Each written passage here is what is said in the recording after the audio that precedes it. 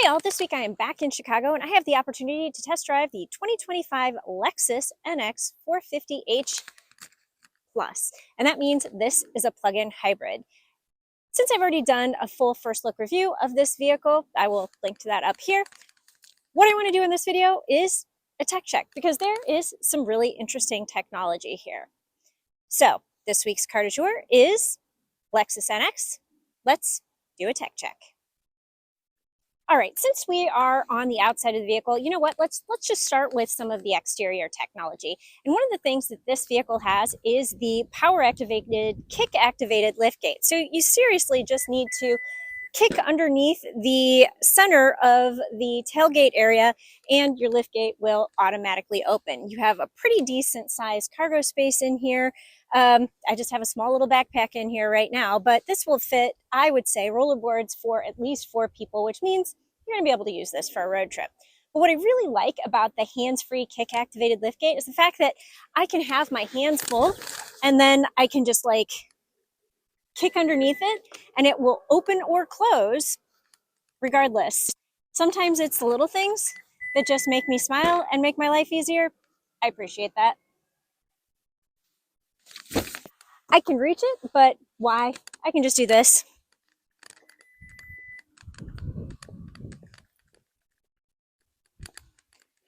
All right, the last exterior tech feature I want to talk about before we go inside is going to be this right here. And yep, that's the door handle.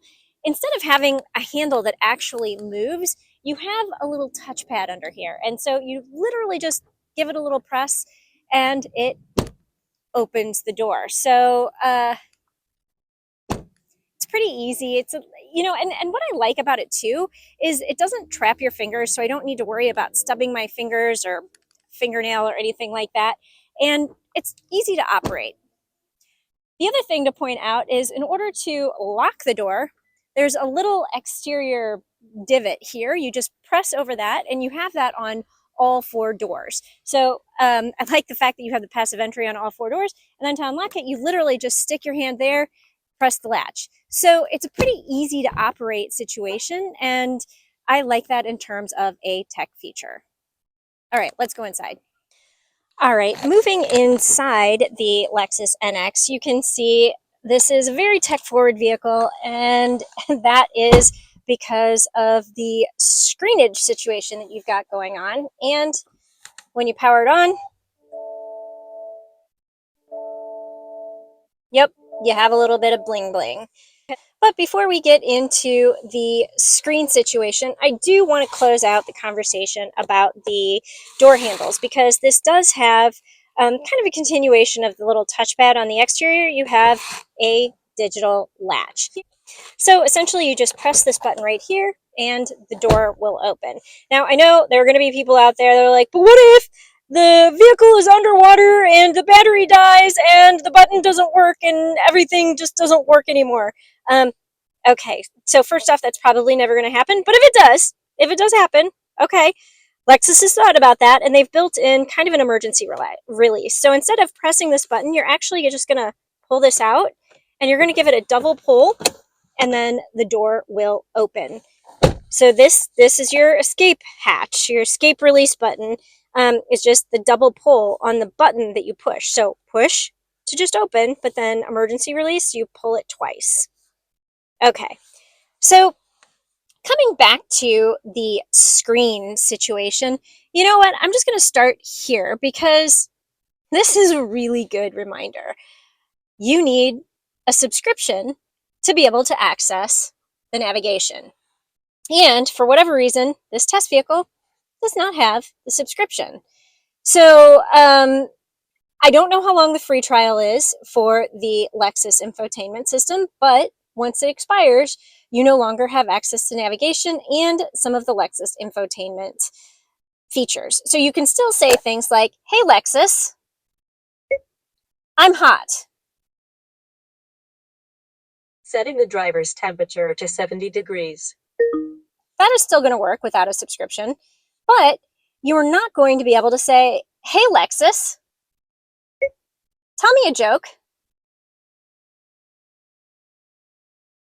Sorry, you have to be subscribed to Connected Services to use navigation feature. To learn more about what you can ask me, please say help.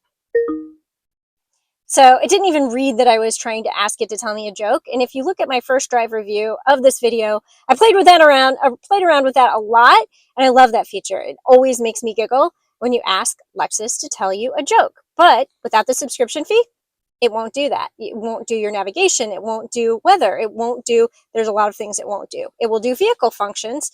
So you could turn on the radio or change your radio station or change your climate settings, but anything external, it will not do. Thankfully, this does have Apple CarPlay and Android Auto, and it is wireless.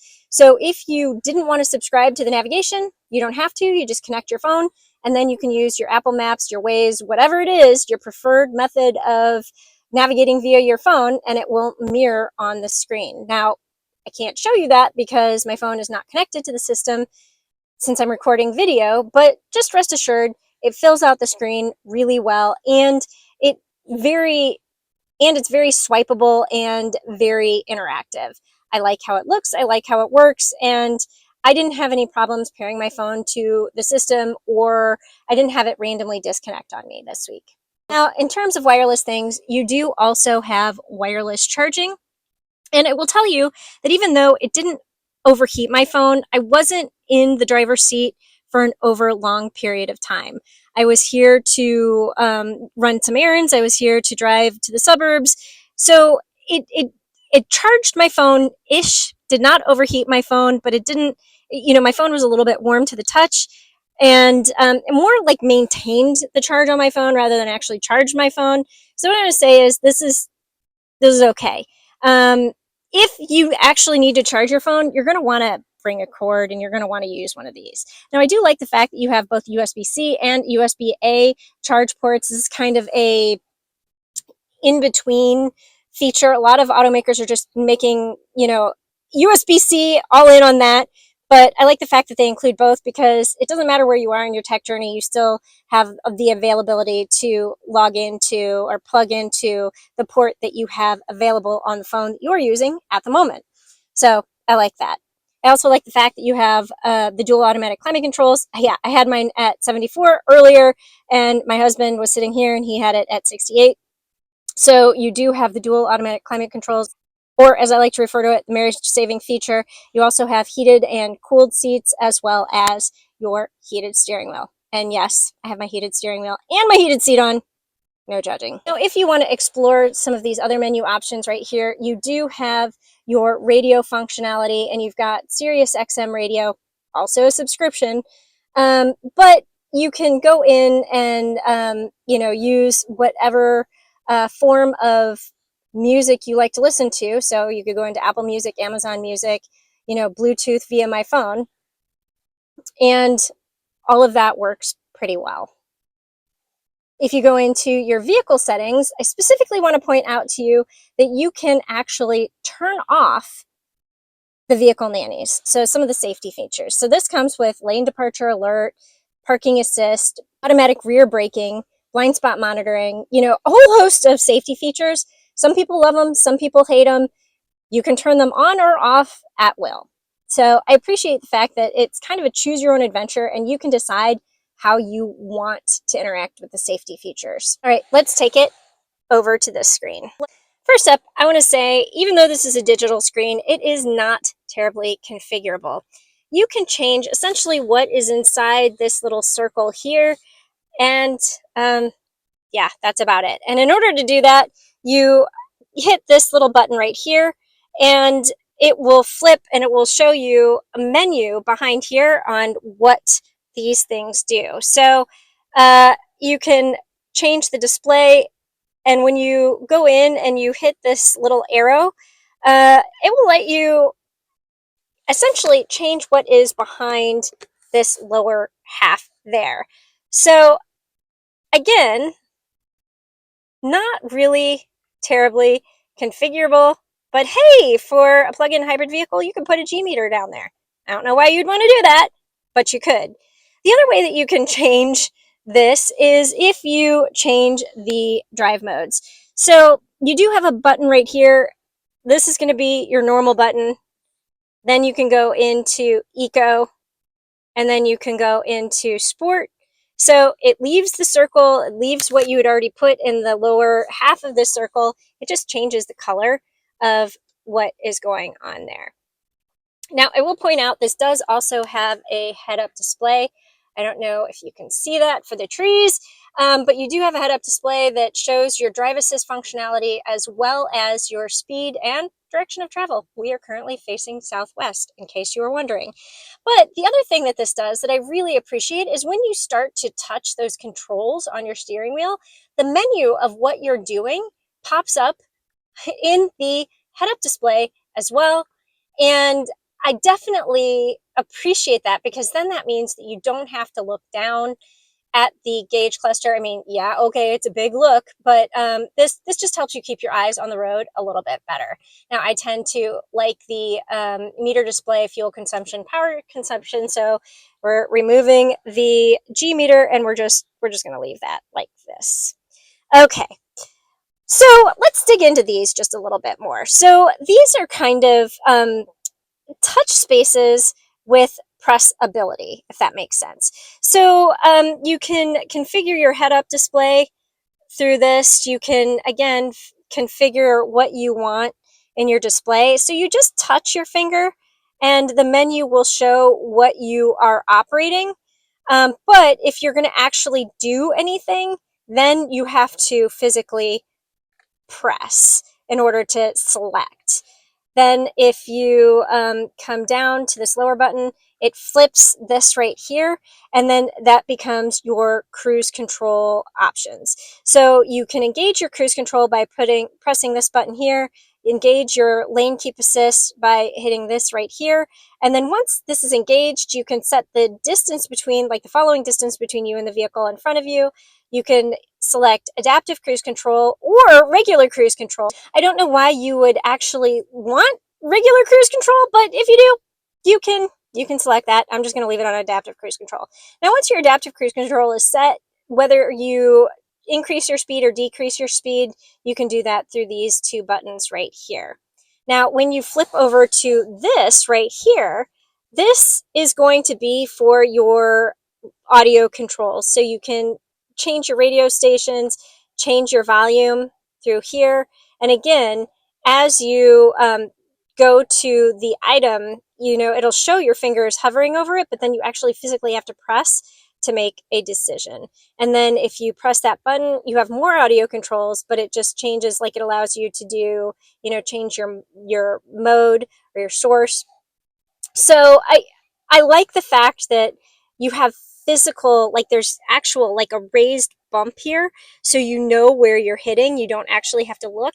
And then I like the fact that the menu just kind of pops up in the behind the wheel cluster or the head-up display, so it just, what you're doing. Now, I will point out, because this is a plug-in hybrid, you do have about 40 miles of all-electric range when you hit 100%. I drove out to the suburbs, so yeah, I only have 4 miles of electric range left, but I have not touched the gas engine once this week, and you can see my overall range is 359 miles, which is pretty impressive. And if you are just running errands, you're going to and from the grocery, to and from the gym, you could be 359 miles of range for a really, really long time. Now, I should point out this does have the Mark Levinson up-level audio system, and that is a premium option. And another premium option is going to be the around view camera. So you hit that button when you are in park, and it pops up a little camera and shows you what is going on around your vehicle. I, I don't know. I geek out and nerd out over stupid stuff like that. And I just really appreciate the fact that, okay, you want to make sure there aren't any toys behind you, or, nothing is behind your vehicle before you leave. You just hit that button and take a quick look. Now, obviously, if you put the vehicle in reverse, you're going to get the backup view. So you've got your around view camera here, as well as the straight out back. And I like the fact that you have dynamic guidelines. So as you turn the steering wheel, it shows you the trajectory both in the around view camera as well as your backup camera. You can turn that off. There are some people who don't like dynamic guidelines. I don't know why, but if you are one of those people, you can turn all of it off, and you have a couple of different options of what appears. So I like the customizability of this, and I like the fact that you can change the camera angle view a little bit. Now, if you put it into drive,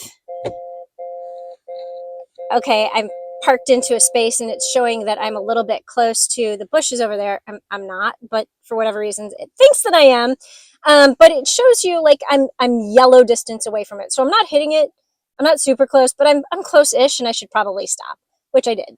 And, you know, the same here. So I like the fact that you have, you know, some visible things going on. And I will point out also that you do have the dynamic guidelines even in the front, which is really nice. And again, you can turn those off, you can turn them on, you can change the view of what is going on. And this right here, this little A with the camera, that right there is, if you get close to an obstacle and it's on, so it's on right now, that means that your camera will automatically pop on and kind of show you what's going on, give you another view. So I like that. And I tend to leave that on. I know some people don't like it and they turn it off, but I'm leaving it on. So in terms of some other features you have, you know, you can turn on and off the different views. You can also change the body color of the vehicle. Now, this is nori green, and I previously had set the nori green as the vehicle color, but you could, if you get bored, depending on your mood, you could just change the color. It's kind of fun. And this panoramic view monitor is an option just like this panoramic moonroof. And you know what? We'll just close out this tech check with a quick look at the one-touch operation of said panoramic moonroof. So the cover opens with one touch, and you can also open the moonroof itself with one touch. And then you have a one-touch close for both of those features as well. But don't try to hit them both at once, because I found out that if you hit one and then the other in close succession, it stops both. All right, that is what I have for you in the quick tech check of the Lexus NX 450h Plus. There's a lot of really cool stuff here, and I'm sorry I couldn't show you some of the subscription stuff, but that is actually a really nice reminder to anyone who's buying a new car in 2025. Ask questions. Most features that are kind of techy, like a navigation system or a digital assistant, are subscription-based options. So you want to ask what features are tied to a subscription fee and how long the free trials last. Knowledge is power, people. Now, I'm not going to do driving impressions on this vehicle because I already have a first look walk around as well as a full first drive review on the Pickup Truck Plus SUV Talk channel. But I will say this is a very comfortable, competent, fast, easy to drive commuter car. The benefit of this vehicle is if you actually plug it in. This is a $62,000 vehicle, and that is a $10,000 premium over the regular hybrid. You're only going to get your money back, and then maybe not all of it, if you actually plug it in. If you live in a city like I do, you may never, or well, rarely touch the gasoline as long as you are plugging in every night when you get home. I did 2 miles here, 2 miles there, 5 miles there. Today's the first day I've done a really long drive of 30 miles, which means I'm actually going to hit the gasoline engine on the way home. But for most of my week, I didn't need to, and I really appreciate that. The plug-in hybrid also has more horsepower than the hybrid or the gasoline engine, and that means it's faster and just a little bit more fun to drive. I will link those other 2 reviews down below, and I will also put a link up above if you would like to get more information on the Lexus NX. All right, that is what I have for you in the Lexus NX 450h Plus. Thanks for watching.